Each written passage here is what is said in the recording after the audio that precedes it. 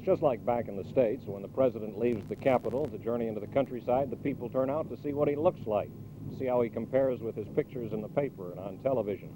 But this is Da Nang, Vietnam. The people are here, kept a safe 500 yards from the chief of state.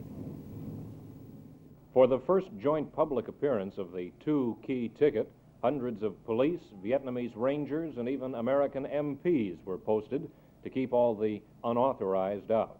The authorized included only the military, several hundred government workers, and 2 classes of school children.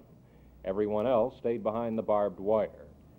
When the 2 men arrived, Key carefully played a secondary role to Thieu, deferring to him as they walked, staying in the background during most of the awards ceremony.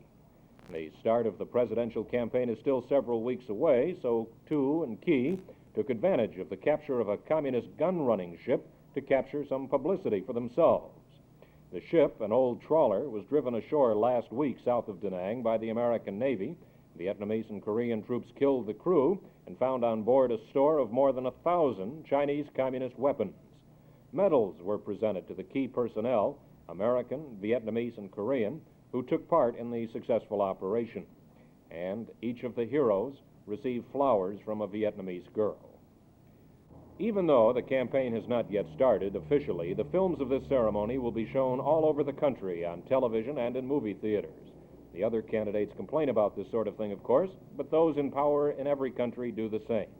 And on the surface at least, unity and harmony are the watchwords of the 2 candidates.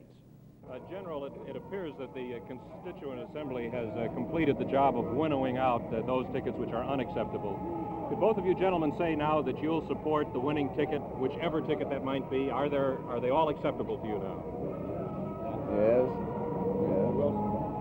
Premier Key, how would you say that your and General Thieu's campaign has gone so far?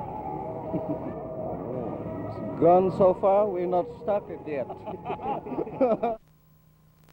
Any American precinct captain can tell you that while unity is important, there's more to politics than that. Key and Thieu spent all their time today around American and Korean soldiers and sailors who can't vote, or around Vietnamese soldiers whose votes are sure. They saw, spoke to, and were heard by almost no Vietnamese civilians. In short, they violated a cardinal rule of American politics to go hunting where the ducks are. David Shoemaker, CBS News, Da Nang.